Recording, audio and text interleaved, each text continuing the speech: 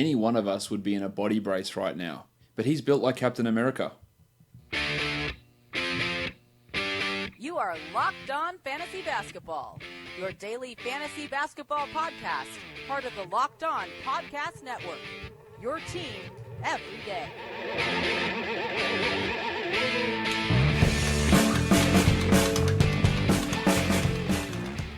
Hello and welcome to the Locked On Fantasy Basketball podcast brought to you by Basketball Monster. My name is Josh Lloyd and I am the lead fantasy analyst at basketballmonster.com, and you can find me on Twitter as always at redrock_bball. We're going to be looking back at the games from Sunday, 5 games on Sunday, previewing the week ahead, and of course looking at Monday. There are 9 games for DFS. Michael Bolton.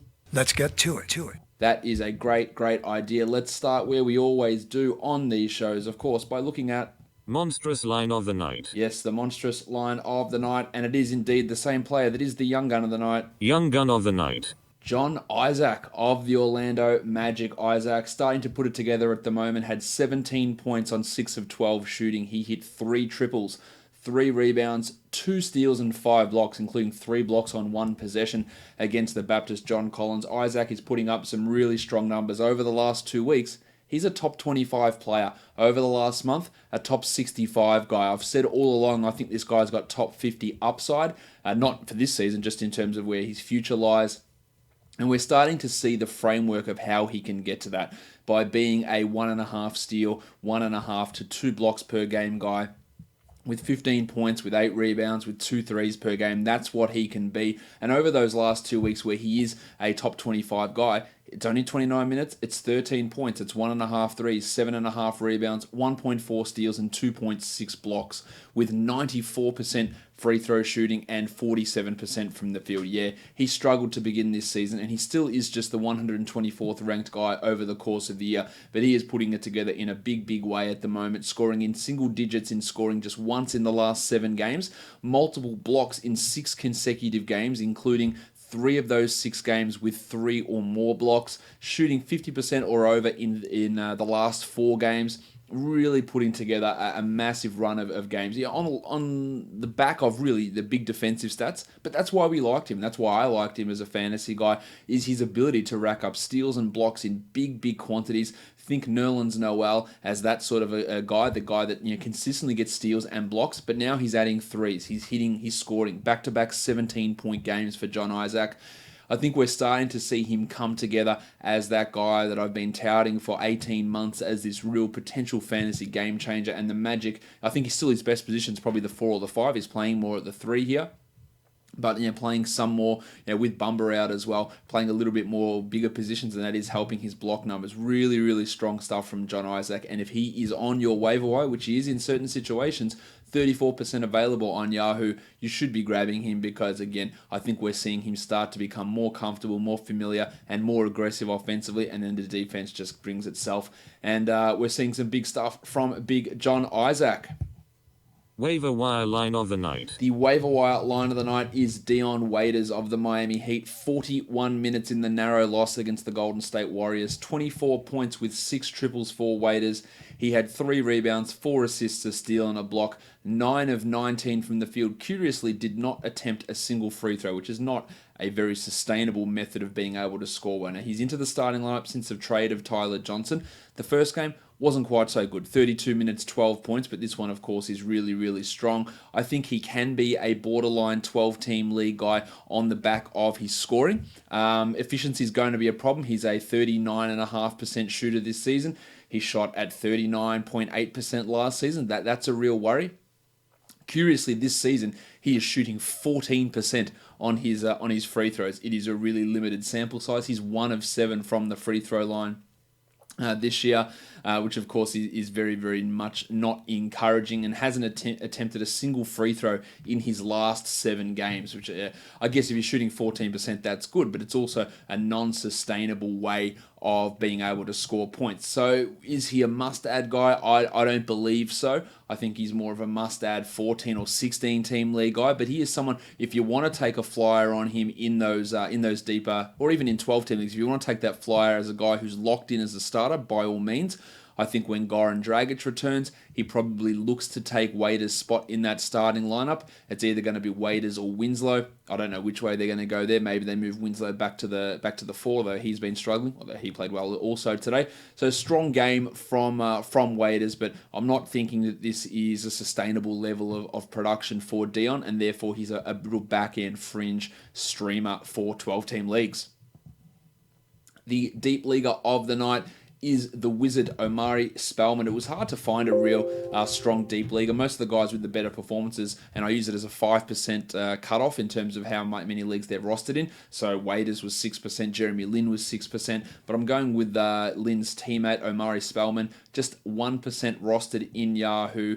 10 points in 26 minutes, 2 triples, 5 rebounds, 2 assists and a steal. He's won a really disproportionate amount of daily awards this season. Spellman had some real strong performances and some real duds also. He got extra minutes in this game as Lloyd Pierce was not feeling what the starters were doing and benched them. So John Collins and Dwayne Dedmon saw their minutes reduced and Spellman was able to get a boost there. But prior to that, if you look how up and down he is, 4 games ago against the Wizards, 16 and 10 in 30 minutes, then 1 and 4, 2 and 1, and now today's game. So he is really up and down with his level of production. We could see his minutes start to spike as the season goes on, but they're not taking away minutes from John Collins to give them to Spellman.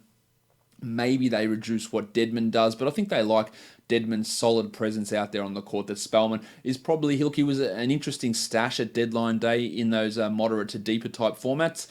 He's going to have the occasional blowout game. There's no doubt about that, but persistent, consistent production, I don't think we're seeing that from him. I don't view him as a future starter in the NBA, and I think his dynasty value is a little bit lower than some others may look at with him. Let's go to the next award. The dud of the night, an uncharacteristically poor performance from Kelly Oubre. This is more Washington Oubre than Phoenix Oubre, who's been putting up some strong numbers this season. Only 20 minutes in the Suns' loss against the Kings, 7 and 3 with an assist and a steal on 3 of 10 shooting, and he was 1 of 3 from the line. He's been a really pleasant surprise, the 60th ranked player over the last 6 months. His usage is way up from where it's been in the past. He's actually providing blocks and steals. In fact, over that last month, he's a 1-1 player with 1.7 triples, 1.5 steals, and 1.1 blocks on 43 and 74. Still below average shooting numbers, but numbers which are a little bit better, especially that field goal percentage than what we've seen from him in the past. He still never really gets any assists, but he's bumped his rebounding rate up, and those defensive stats have been impressive from Oubre, but it just wasn't a good game today. I don't think we should be looking at him as any sort of drop after today's performance. It's just one of those stinkers that does happen occasionally to a guy that is inconsistent, but has really, really lifted his stock outside of Washington, where he was not that great of a player, I wouldn't have said, as a member of the Wizards, but much better of late. The plus-minus GOATs, TJ McConnell, was a plus 113.3 in the Sixers game. He was really, really strong against the Lakers, a massive blowout for them, while the worst net rating was Scooter Magruder of the Miami Heat. He's back in the rotation now thanks to the Johnson trade, and he remains bad. Negative 125.9 for Magruder. I think if they could find someone else to fit into that rotation spot now that Spoelstra realizes he's bad, they would. But he did have some pretty significant love for Magruder pretty much up until about the last 2 weeks. And he has really been struggling and continues to struggle in whatever role they are giving him, which is not a good sign for him or the Heat.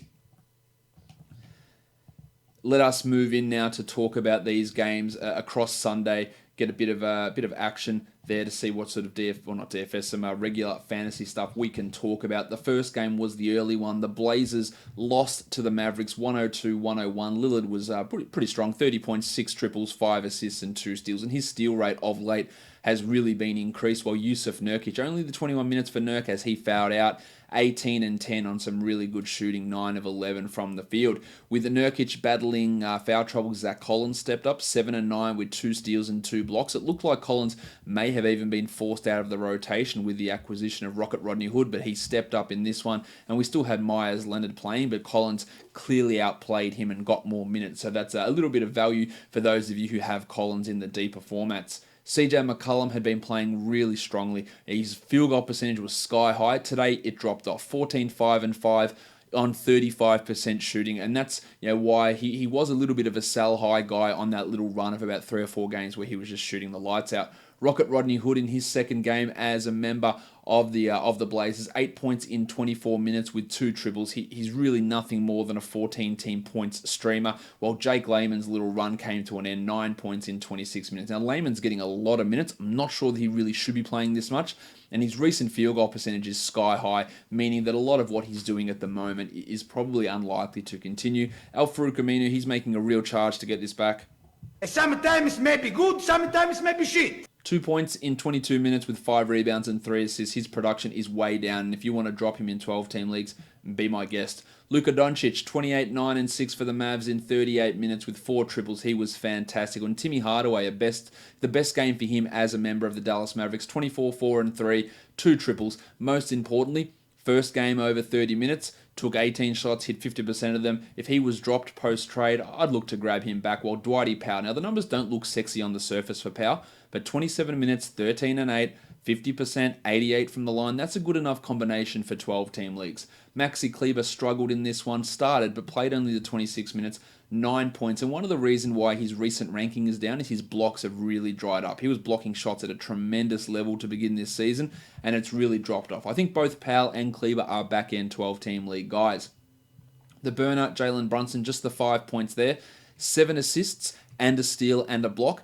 Provides okay value, more of a streamer, say for 14-teamers, but something there as a starting point guard, while Trey Burke saw his minutes, they've been all over the place in his 3 games as a member of the Mavericks, just 17 here, 8 points with 2 triples, really just a deeper league type scenario for Trey Burke.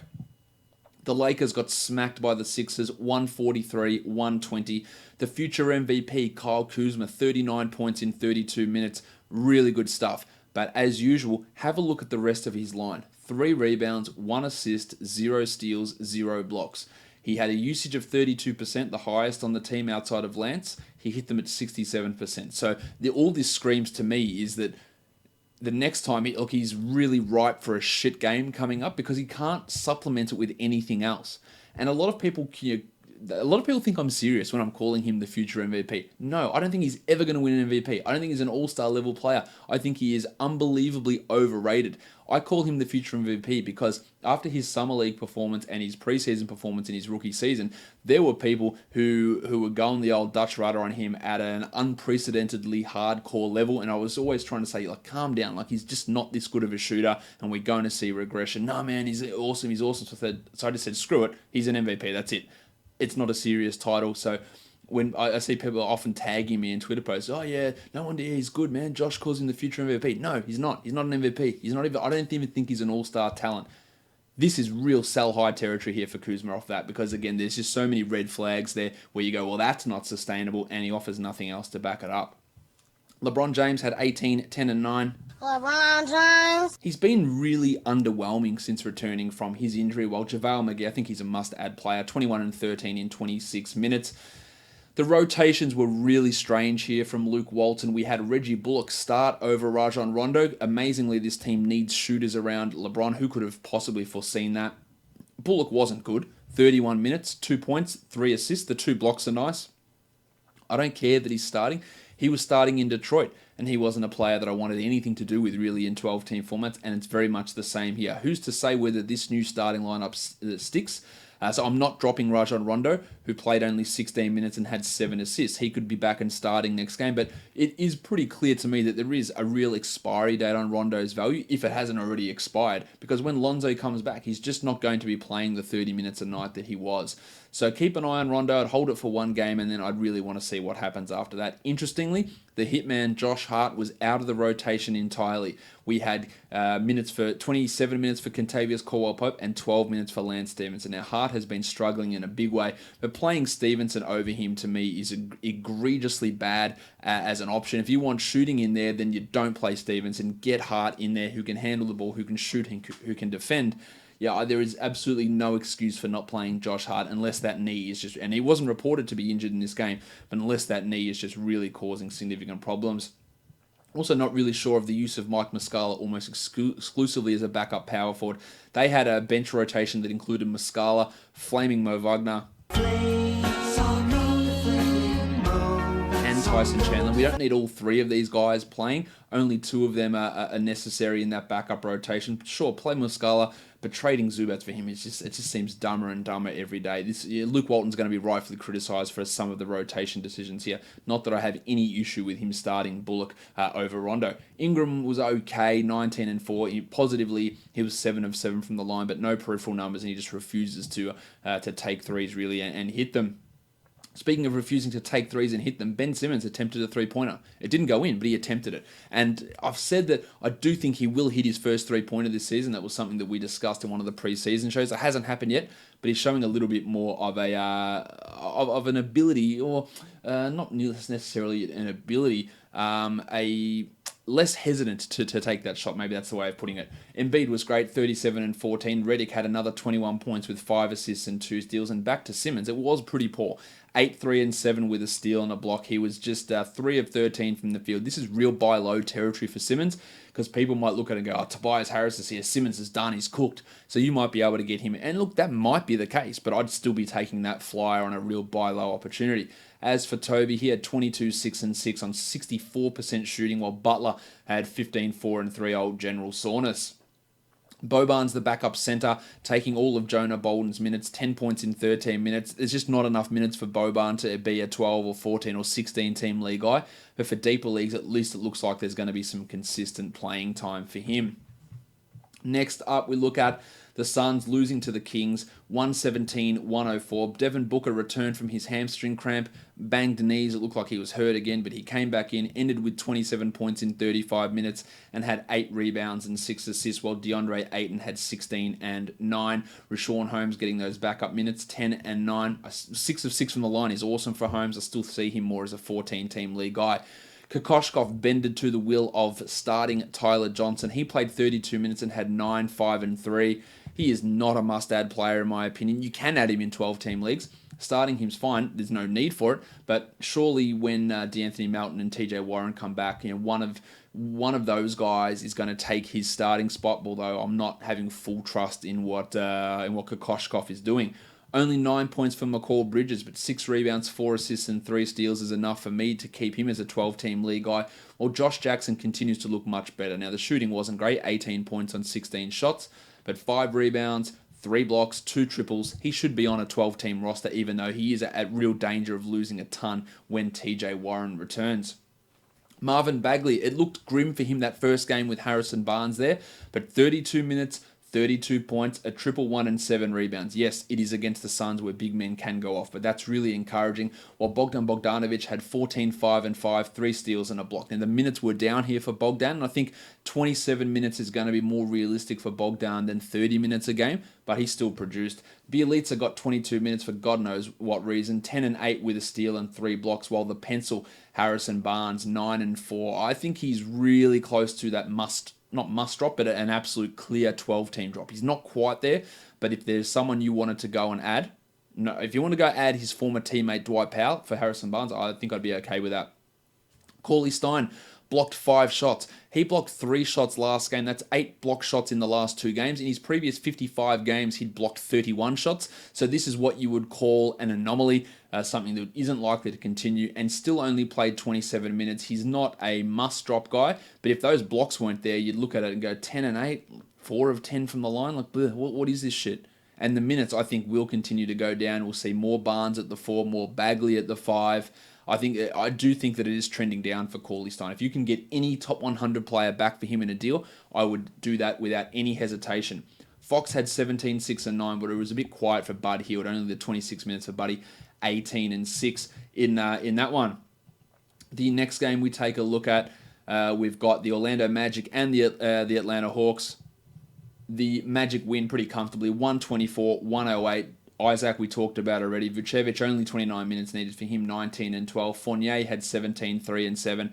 And big DJ Augustin, 14, 3 and 10. He's always that interesting streamer type of a player. Aaron Gordon was battling a back problem, but also foul issues, and that's why he was limited to 26 minutes. And Terry Ross just did his thing, 18 points with 2 triples. It was inefficient, but he still brought the points, he still brought the threes, and he probably is a 12-team league guy. For the Hawks, as I mentioned earlier, Lloyd Pierce was not happy with the starters, pulled them off very early. Giggity! in the third quarter. 13, 5, and 7 for Trae Young. The artist formerly known as Torian Prince had 8 points with 2 blocks and 2 triples, and Lin had 12, 3, and 4. But it's hard to get a full read on this game for the Hawks. Vanderpants Kevin Huerter had 15, 3, and 2, while Bazemore still just 16 minutes. If you are still holding Bazemore in 10s or 12s or probably even 14-team leagues, I think I'd feel pretty good about moving on from him. Just a bit of a mess in total this game was for the old Atlanta Hawks. Next up, the Miami Heat and the Golden State Warriors. Joshy Richardson was great. 37 points on 64% shooting, including 8 triples. He's been down for a little bit of time, but this is strong. Justice Winslow the same. 22, 6, and 4 with 4 triples. That's always a great night when you can get 4 threes out of Winslow.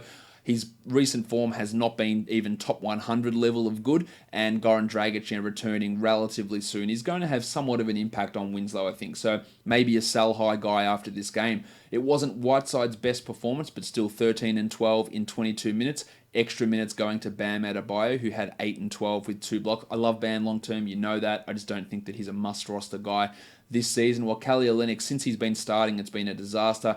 He was interesting as a grab, and now he's a pretty clear must-drop player. Dwayne Wade, after dealing with that fall, 10, 6, and 9 in 29 minutes for Wado with a steal and a block. And he has been really interesting of late as a stream-type 12-team league player. For the Warriors, they're just so uninteresting fantasy-wise. Steph Curry, 25 with 5 triples. Durant, 39, 6, and 4. Clay, 29 and 3 with 6 triples. And Draymond, only 5 points, but 7 rebounds, 14 assists, a steal, and a block. It was not a good DeMarcus Cousins night, but he played 27 minutes, and he had 2 steals and 3 blocks, had 7 points as well. There's going to be some rough offensive outings for Boog, but at least he supplemented with those defensive numbers. And then on that bench, there's just really nothing to talk about with this team on the bench. Kevon Looney had a steal. He's really just a deeper league guy. There was no Andre Iguodala in this game, so Quinn Cook got some extra minutes, but really not a huge amount to talk about with this Golden State Warriors team. Let's move it on now to talk some DFS for Monday's action. All right, guys, let's look at DFS now for Monday. We've got a big 9-game slate. I'm going to be looking at DraftKings pricing mainly today.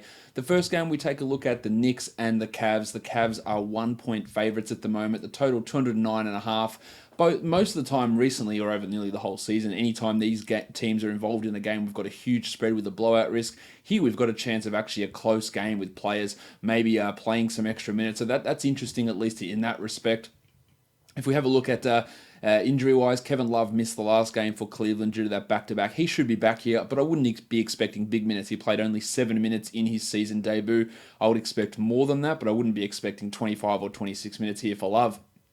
At point guard, Dennis Smith Jr. has been crushing it of late. He's at 6,400.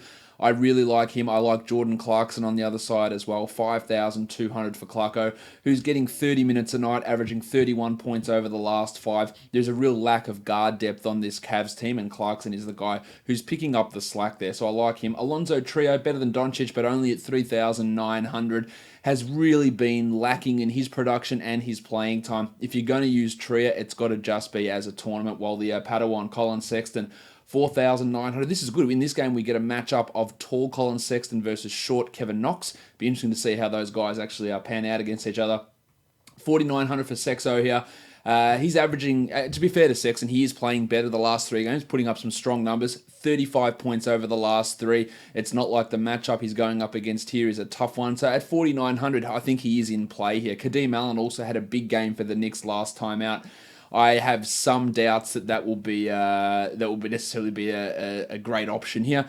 But he is likely to get some minutes with Manuel Mudiay still sidelined. At shooting guard, Nwaba's at 3,800. He's not doing anything for me. Well, Damo Dotson at 41. Also not really producing, even though the opportunity has been afforded to him. Brandon Knight's an interesting one to have a look at. Minimum salary. He played 12 minutes last game, had 14 points. If that can push to 20 minutes, then he could break that value. Really just a low roster percentage guy that you use in a tournament, if anything. Speaking of tall Colin Sexton, Kevin Knox at $5,000. He had 33 points last game. It was a shit ton of shots, but he played 40 minutes. The opportunity's there. The defense isn't in terms of who's going to be guarding him. So I think Knox at 5,000 is in play here, and is a pretty strong option. While Mario Hezonja at 4,000, he started the last game for the Knicks over Noah Vonleh as David Fizdale just on a whim decided to mix it up. Stunner there that he wasn't consistent with his lineups. Hezonja's been playing fairly well, but I'm not sure that he is a high upside or even a safe enough floor guy. Well, Deng Adel has been starting for the Cavs lately, averaging 7 points in the last 3 in 29 minutes, so obviously not much of an option there. The big man is where there is some value. Big Larry Nance, 5,900. He is getting the minutes that he deserves at the moment, averaging 38 over the last 5. I'm totally in on Nance here. That could blow up in my face with what Larry Drew does, but I am in on Nance. Marquise Chris at minimum salary. Started last game with Love out, but he played the same minutes whether it was starting or off the bench, 23 and 24 in the 2 games for the Cavs. At minimum salary for a tournament, you could consider Chris, especially given the opposition. Vonleh, hard to use. DeAndre Jordan at 58, probably a bit too highly priced, while Mitchell Robinson at 41. I like Rob quite a bit here. He's blocking shots. He's getting a few extra minutes a game. He's averaging 29 points in the last 3 in only 20 minutes. 4,100. What's not to like there? There is a lot not to like with Kevin Love at 73 and Ante Žižić at 4,800. I don't really think they're going to be the guys that we need to be looking at too closely. On FanDuel, quite a bit here as well. Knox and Smith, I like. Clarko, Larry Nance, they all come in pretty strong. Trier as a $3,600 tournament flyer, I think is also in play. Kevin Love is way more decently priced on FanDuel, $4,600. Now, if he's playing 6 minutes, he's not going to get to that level. But if we got 20 minutes out of Love, then he would beat that number. I think we'd probably fade him in most cases, but he is at least at that sort of a salary, $4,600 over on FanDuel. He is at least a tournament option. Next up, we've got the Hornets taking on the Pacers. The Pacers are 5-point favorites. A total 217.5. Wes Matthews looking to make his Indiana debut here. We've got Miles Turner and Doug McDermott, who are both listed as questionable in this game. I should have mentioned earlier that Chetty Osman is doubtful for the Cavs. Miles Turner and Doug McDermott are both questionable here, while Tone Parker is doubtful for Charlotte. They did just sign Shelvin Mack today, so maybe he moves into the backup guard spot, or they continue to run Devontae Graham in that role. For the point guards, Daz Collison at 6,000 on DraftKings. That's a really, really nice price tag for Dazza, who has really upped his floor and his ceiling, and this is a great matchup also. Corey Joseph at 44. I think the arrival of Wes Matthews will mute some of Joseph's performances, which have been really good. He's not a complete avoid here, but I just think Matthews' arrival will have an impact. Well, 9,200 for Kemba.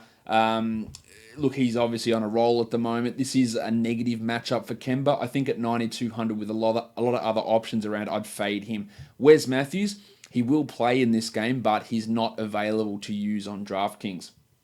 Bojan Bogdanovic is at 58. I like that as a strong floor cash play. And even Nick Batum at 4,900, who at the moment is starting to play a lot better. Jeremy Lamb at 53 has been quite up and down, but his last 2 to 3 games have been back to early season Jeremy Lamb form, and that price isn't back to that level that it was earlier. So he is an option here as well. Tyreek Evans is as strong a fade as you can get. Marvin Williams at 45. He's a tough one sometimes. He can be really good, he can be really bad. In fact, sometimes maybe good, sometimes maybe shit. He had 36 points last game. A couple of games ago, he had 15 points. But at 4,500, I'd feel okay about using him. Thad Young's at 6,200. I just think that's a little bit too high for Youngie. McDermott and Bridges, they're not working for me. Domantas Sabonis, we would smash the shit out of that if Miles Turner is out. 5,700 for Sabonis. He would be a 30-point lock. Even so, it's a great matchup for centers against the Hornets. So I like Sabonis there. Turner himself at 6,600, a really strong floor. His lowest score in the last 5 has been 31 points. He's been blocking everything in sight. I'm all about Miles Turner, but the question mark I have there, I guess, is he going to play? And of course, that should be everyone's question mark on what Miles is going to do. On FanDuel, I like Collison, I like Sabonis quite a bit. Not much else sticking out, although Wes Matthews is available to be rostered over on FanDuel. He's at 4,200. Maybe you'd use him in a tournament, but I wouldn't feel great about it. Corey Joseph also has a bit of appeal at 4,900, and Lamb at 57 looks not too bad. Next up, the Washington Wizards and the Detroit Pistons. The Pistons are 3.5-point favourites. The total, 220. The Duke, Wayne Ellington, is set to make his Pistons debut. The Wizards' new duo of Punch Bob and Jabari Parker, they've been putting up big numbers in their first couple of games. Jeff Green is questionable. My name is Jeff.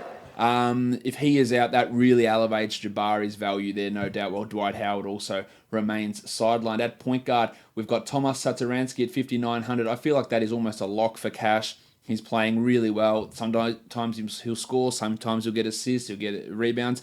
He just provides a really safe floor type of a guy. And then you've got a bunch of guys who I have no interest in. Bruce Brown, Chasen Randall, Langston Galloway, except Reggie Jackson I like. 5,600 for Reg. He is really ramping up his production and he's been really solid and consistent, which is not something that you have often been able to say about Reggie Jackson, but at the moment, that's the way things are running. At shooting guard, the Duck, Luke Kennard at 3,900. I worry that Ellington's arrival is going to put a real cramp on what Kennard can do, but he's still worth a tournament look because he can contribute in multiple categories, but there's an element of risk there. 8,800 for Bradley's Beal. I like that. He's giving us 45 to 50 a night. Strong value play with Brad Beal.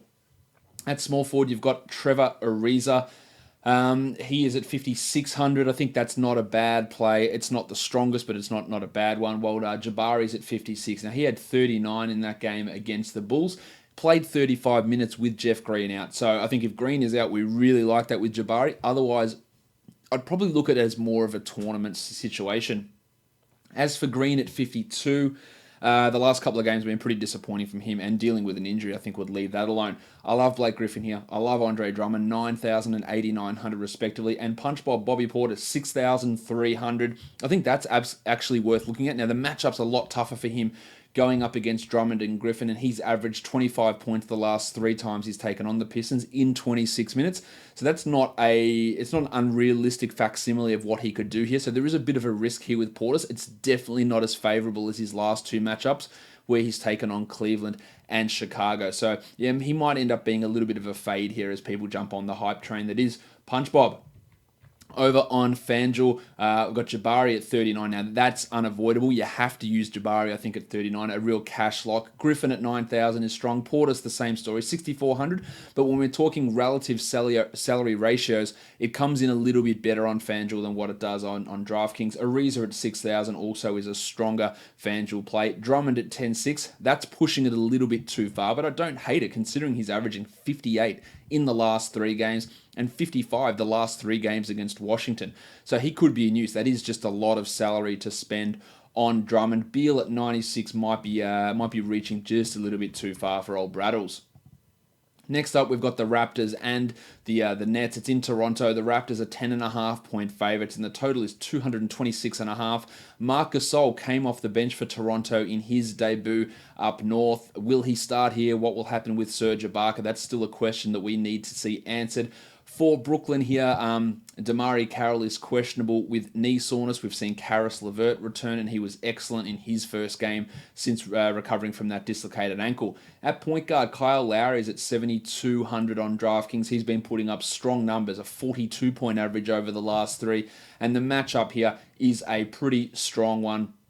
In fact, a really solid one for him going up against Brooklyn. So I like Lowry. Van Vliet's at 47. Really, that's a bit too high, I think. While D'Angelo Russell at 78. I'd gobble that up. He's averaging 49 the last 3 times against Toronto. He's been rock solid with a good floor. Happy to use him. As for LeVert, 5,400. 30 points in his first game back in 15 minutes. That's obviously unrealistic. He had 5 steals in that time. Again, unrealistic in 15 minutes. So I think 54 for LeVert, we have to really dial our expectations back. While Shabazz Napier, he was almost out of the rotation, down to only 12 minutes for 1.75 points with Karras returning.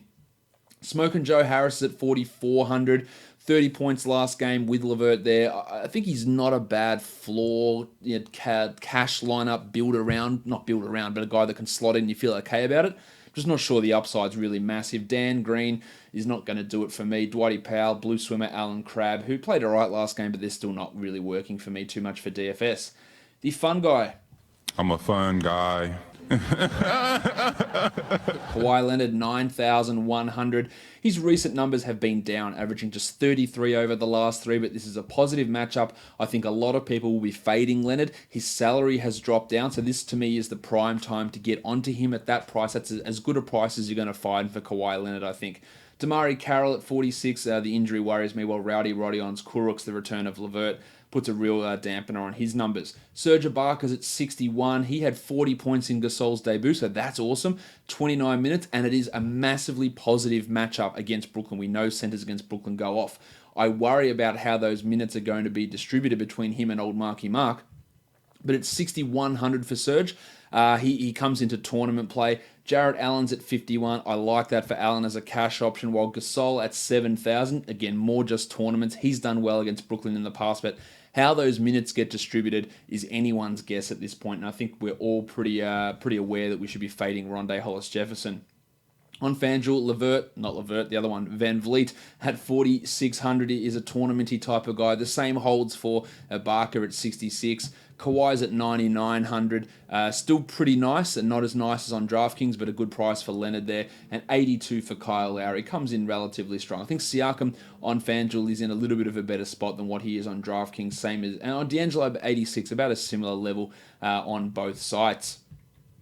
The next game up on the slate for us to look at, we've got the Portland Trail Blazers and the Oklahoma City Thunder. The Thunder are 6.5-point favorites, and the total 231. The Blazers on a back-to-back after that loss to the Mavericks. So, an opportunity for them to try and get, they're going to need to get this win here.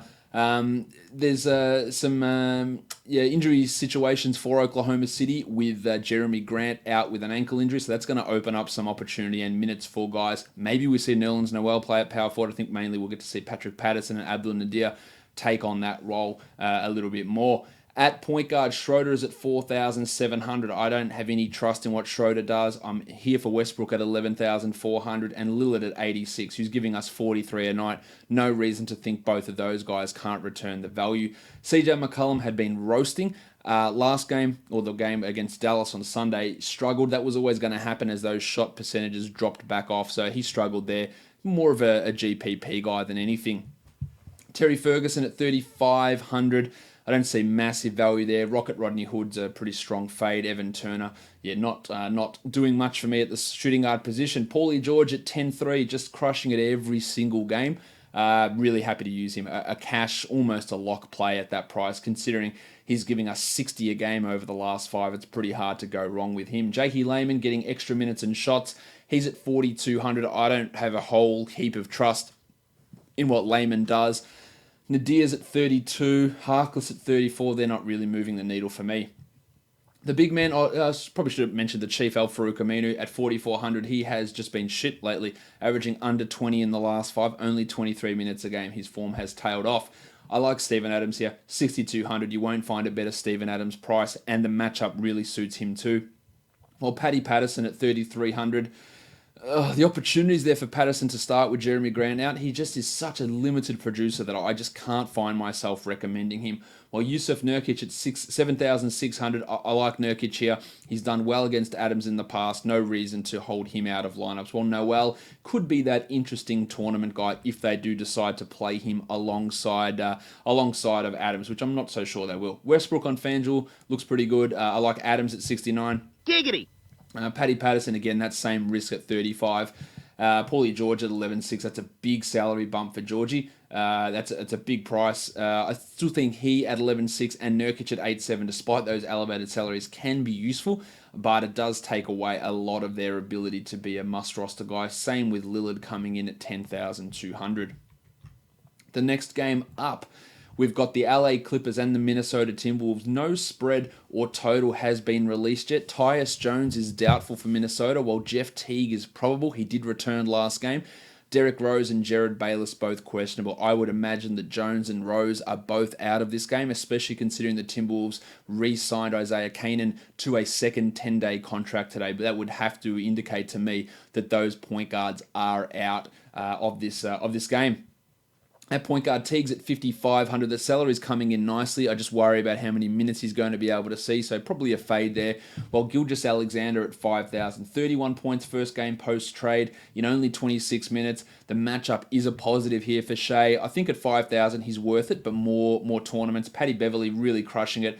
Had 41 first game post-trade, $5,100 here on DraftKings. Makes Beverly a definite option to me. I don't see his minutes going anywhere. While Louis Williams at 68, maybe just a little bit too high for Williams, who saw his role reduced last game. Jared Bayless would get a large opportunity if he plays and, say, Rose is out. But even then, at 5,500, I think some of the value has been taken away from what he is able to do a lot of the time. Let's have a look at the shooting guards. Okogie's at 3,700. Wigo at 65. I'm much more interested in Wiggins, who is averaging 41 in his last 3, and he's producing in other categories apart from scoring, which is a great way to being able to sustain your overall value. Landry Shamet was also great for the Sixers, for the Clippers at 3,900. He dropped 28 points. Playing a lot for that LA team. I like him at 3,900. He's going to get his shots off, no doubt, while Garrett Temple is starting, but that doesn't mean you should be interested. The Rooster at 6,000, Danilo Gallinari. I don't know how you can go past that. That is a strong price for the Rooster. And JaMychal Green at 3,700 was not good in his debut for the Clippers. Big men, Townsy, 10,000. We love what big men do against the Clippers. Towns is a good big man, and he's got a great opportunity, so he's in play. Taj and Šarić, they're not really working for me. The table Montrezl Harrell at 67. He's still stuck in that 29-minute role, and I don't think it's changing. He will play some at power forward now with Ivica Zubats in town. I just think there's probably some value taken away from Harrell here. While Zubats at 4,000, have to look at that as a really strong option. He had 28 in 23 minutes, and he is a really strong points per or fantasy point per minute type producer. On FanDuel, Zubats at 39, love that. That is a massive cash lock. Townsy at 11.2, I'm also interested in if you don't want to use Zubats. The Rooster at 7,000 looks good also, while Paddy Beverly at 51. There's a lot of strong plays on FanDuel for this matchup. Next up, we look at the Bucks and the Bulls. There's no spread or total at this point. It should be an easy win for Milwaukee. Yanni missed last game. He isn't listed on the injury report, so we assume that he's going to be ready to go here. At point guard, Brogdon's at 5,700. I worry about all these Bucks guys. Now, they did get their asses kicked by the Magic without Antetokounmpo last game, so that is a risk, but generally if they're playing these bad teams, they kick their asses and they play their guys 27 minutes. So that's a risk with all of these guys like Brogdon and Bledsoe and Middleton and even Antetokounmpo to a limited degree, because he still is the guy that gets his 30 plus minutes. So I'd probably end up fading Brogdon. Dunn at 6,300. I'm all about Chris Dunn at that price. And Zach LaVine at 68, who's giving us 41 a night over the last 5. Absolutely zero reason to fade him. Bledsoe at 7,000. I love what he's doing. The limited minute risk is a bit too much for me, and I probably would end up leaving him alone. At shooting guard, Middleton at 64, the same stuff as with Bledsoe and with Brogdon, while Wayne Selden at 38. He had a nice 26-pointer in 25 minutes last game, as they played a lot more Lauri Markkanen at center, opening up those small forward minutes for Seldo. Really not a massive upside type of a guy, though. Tone Snell looking for a revenge game. He might score 12 points, so that'd be awesome. And Sterling Brown and Timothé Luwawu-Cabarrot also not in play. I love Otto Porter here, 5,700 for Porter. Strong first game for the Bulls, 29 points. No issues with him. Love the matchup as well. While Antetokounmpo at 11,300. Even in 25 minutes against the Bulls, he could easily drop a 65-pointer, so he is in play too, assuming that he's ready to go, which is what we're doing. Markkanen's at 7,900. He has been putting up some really, really strong performances of late. I'm not totally sold on him at that salary, because it is a big salary bump, but at a 46 average over the last 5, he's definitely not one to completely ignore. Lopez at 5,100, Brookie. Should mention that Brook against his brother here, Robin. 5,100 for Brook. I think he's pretty good. Not a bad cash floor play. Lopez has been starting, and at 3,900, he's giving us 20 a night. That is absolutely fine for cash. Get him in there. Get me 24 or 25. And then I can fill out Yanni or Harden or Westbrook or Paul George around him, and it can fit in. So I think Lopez, at that low salary for a bloke who had 26 points in 19 minutes last game, it's definitely not one to completely ignore when you're going about setting up your lineups. On FanDuel, I like Porter quite a bit. There's still all those risks around the other guys. Markkanen at 83 comes in looking pretty good over on FanDuel as well. Some pretty nice options over there for these guys. Levine at 78, probably not quite as enticing as what he is on DraftKings. All right, let's go to the next game. We've got the Mavericks on a back-to-back. They are taking on the Houston Rockets. A tough one for Dallas here, going up against Houston, of course, on that back-to-back. Dirk, we're not sure. He did play in the last Mavericks back-to-back. Not sure if he'll play here, while James Harden is listed as probable. At point guard, Chris Paul at 6,900. Giggity! He dropped just a casual 50 in the last game. It's a great matchup for Paulie. I'm in on him here at 6,900. Really, really strong option. Doncic at 87. You can't not like that price. He dropped 51 against the Blazers today. Harden at 12,000, a very reasonable price to use Jimmy. So all three of those guys are great options here. Jalen Brunson, the burner, at 41. He's giving us 20 to 22 a night, which is okay. I'm not sure his upside is high enough or his floor is actually solid enough to consider him really in a lot of cases. Rivers and Burke and Devin Harris, they're not doing it. Timmy Hardaway did play 32 minutes today, did score 34 points, and at 5,000, what more can you ask for? Especially if they've integrated him over these last 3 games and they're going to give him 32 a night. 5,000 for Tim Hardaway looks good on the surface. Eric Gordon, I don't think I'm that interested there. Iman Shumpert, pretty similar. Gerald Green, Brokoff, Courtney Lee, there's a bunch of nothing there. Dorian Finney-Smith, 4,100 for Finney. He's been giving us 22 to 24 a night around that mark. That's okay. I just don't know if the upside is really all that solid with him. PJ Tucker, that's not going to work either. Maxi Kleber at 43. The blocks have dried up for Klebs. That's what really was providing his value. He's more of a tournament guy here. Ken Fareed at 68. I'm okay at that price. I like the salary. He was inflated at one point, but that salary is coming back down to a useful level. While Dwight Powell at 4,800. Just rack it up the numbers, averaging 31 over the last 3. Absolutely nothing wrong with getting Dwight Powell out into your lineup. Onto the FanDuel side of things, there's not a lot that massively stands out. I think you could look at Eric Gordon at 47 as a GPP guy. Chrissy Paul at 78 looks all right. Jim Harden at 13.3 might be a marginal stretch too far, and same as Doncic at 98. While Timmy Hardaway and Maxi Kleber, more tournamenty type of guys, but they look okay over on FanDuel. The last game of the day, the Miami Heat and the Denver Nuggets. The Heat, another team on a back-to-back. The Nuggets, they're not. They're at home though. No spread or no total at this point. The injuries in Denver. Gaz Harris is out.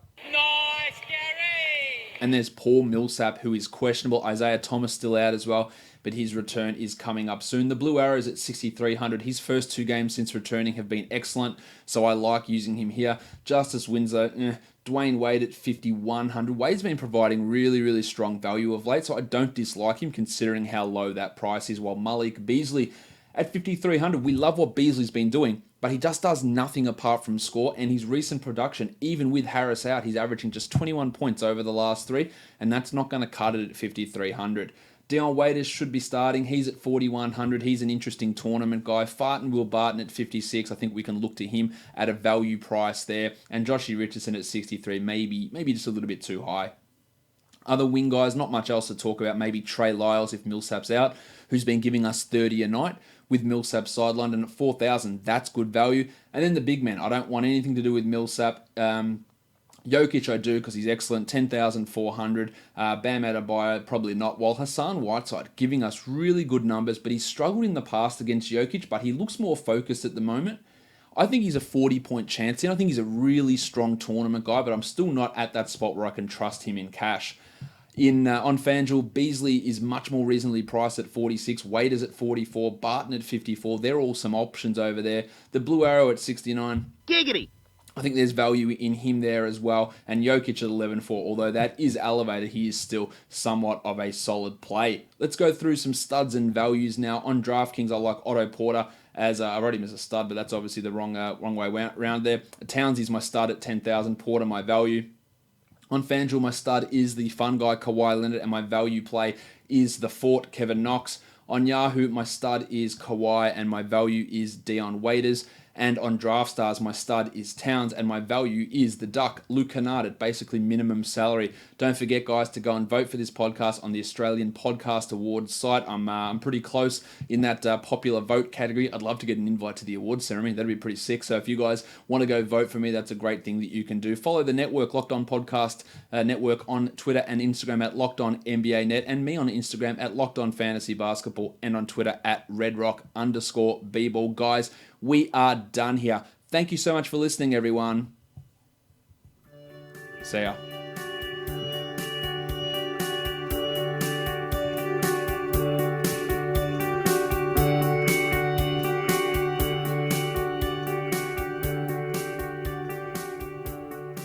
Eric Spoelstra.